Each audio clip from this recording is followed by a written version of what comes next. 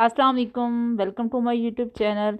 आज आपके साथ मैं विंटर स्पेशल यानी कि तारा मीरा की साग की रेसिपी शेयर कर रही हूँ, जिसको बनाना थोड़ा सा मुश्किल है। यानी कि इसमें आपको ख़ास टिप इस्तेमाल करनी पड़ती है जिससे आपका साग परफेक्ट बनता है। तो बनाना स्टार्ट करते हैं। अच्छा, इसको उबालने में एहतियात करनी होती है कि आप अच्छी तरीके से पहले साफ़ कर लेते हैं, ठीक है ना।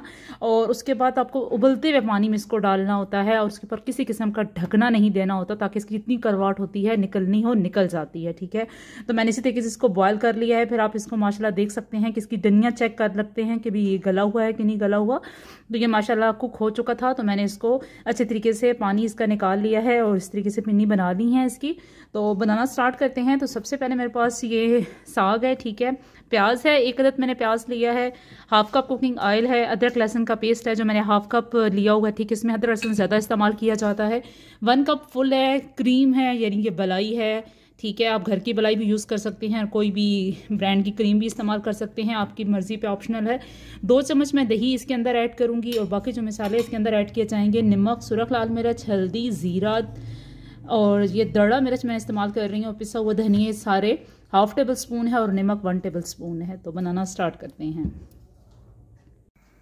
तो मैंने हाफ कप कुकिंग ऑयल डाल दिया है, ठीक है, इसके अंदर, और प्याज भी डाल दी हैं। प्याज को मैं थोड़ा सा कुक करूंगी, यानी कि थोड़ा सा इसका कलर चेंज करेंगे। जैसे इनका गुलाबी कलर आ जाता है तो फिर हम इसमें नेक्स्ट इंग्रेडिएंट ऐड करते हैं। तो माशाल्लाह प्याज का थोड़ा सा कलर चेंज हो गया है, ठीक है। अब इस पॉइंट पे मैं क्या करूंगी, जो अदरक लहसुन का पेस्ट था वो इसके अंदर शामिल कर दूंगी। यानी कि हमने प्याज को बहुत ज़्यादा कुक नहीं करना, ठीक है ना। नेचुरल ही जो कलर होगा प्याज़ों का वही रहेगा।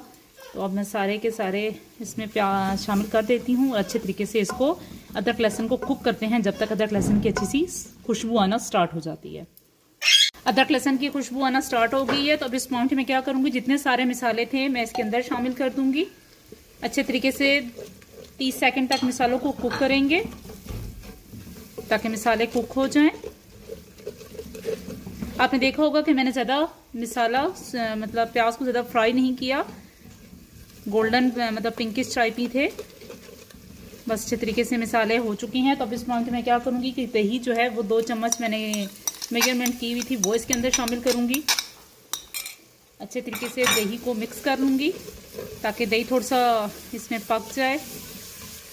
जब भी दही ऐड करें तो हमेशा उसको फेंट के ऐड करें, कभी भी दही ऐसे ऐड नहीं कीजिएगा, वरना इससे क्या होगा कि जो सालन है उसमें लम्स बन जाते हैं और अच्छी नहीं लगती दिखने में भी। और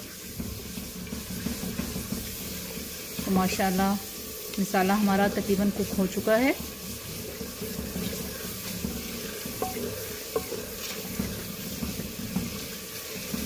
सर्दियों की सौगात है, सबका मोस्ट फेवरेट ये साग होता है। बस ये होता है कि उबालने वक्त आपको एहतियात करनी होती है ताकि उसकी करवाट ना आए, ठीक है। मुझे लाजमी कमेंट करके बताइएगा कि आपके एरिया में इसको क्या कहा जाता है, ठीक है।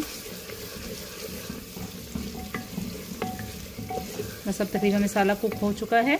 दही है जो अपना पानी खुश कर चुका है, ठीक है। तो अब इस पॉइंट पे मैं क्या करूँगी, जो साग था उसको अच्छे तरीके से मैंने ग्राइंड कर लिया है, ठीक है। ग्राइंड कर लें या आप कूट लें, आपकी मर्ज़ी पे है। तो अब ये तकरीबन हो चुका है। अब ये सारा मैं इसके अंदर शामिल करूँगी, ठीक है। और अच्छे तरीके से इसको मिक्स कर लूँगी। माशाल्लाह आप देख सकते हैं कि कितना अच्छा कलर आया है।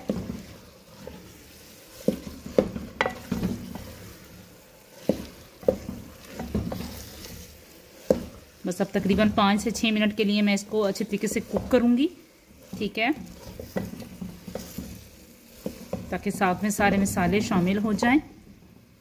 अब इस पॉइंट पे तकरीबन 4 से 5 मैं सब्ज़ मिर्चें इसके अंदर ऐड कर दूंगी, ठीक है। और उसको तब तक हमने कुक करना है जब तक कुकिंग ऑयल इसका बाहर ना आ जाए। और फिर इसके बाद हम इसमें नेक्स्ट इंग्रेडिएंट ऐड करते हैं। अब ये जो बलाई है वो मैं इसके अंदर शामिल कर रही हूँ, ठीक है। बलाई शामिल करके इसको तकरीबन मैं 5 से 6 मिनट के लिए और कुक करूँगी ताकि अच्छे तरीके से बलाई इसमें शामिल हो जाए।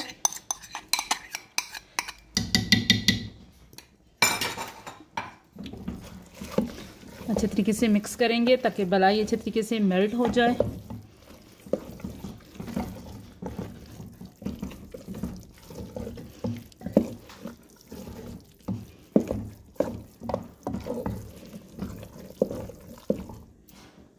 تو ماشاءاللہ آپ دیکھ سکتے ہیں کہ کوکنگ آئل اس کے اوپر آ چکا ہے، چمک آ چکی ہے، اس کے اوپر کریم اس پوری مکمل طور پر اس میں جذب ہو چکی ہے۔ تو ماشاءاللہ ہمارا یہ تارا میرا کا ساگ تیار ہے۔ امید کرتی ہوں آپ کو یہ ریسیپی پسند آئی ہوگی۔ پسند آئی تو پلیز لائک کیجئے اور اپنے فرینڈز کے ساتھ شیئر کیجئے اور دعاؤں میں یاد رکھیے گا۔ اللہ حافظ۔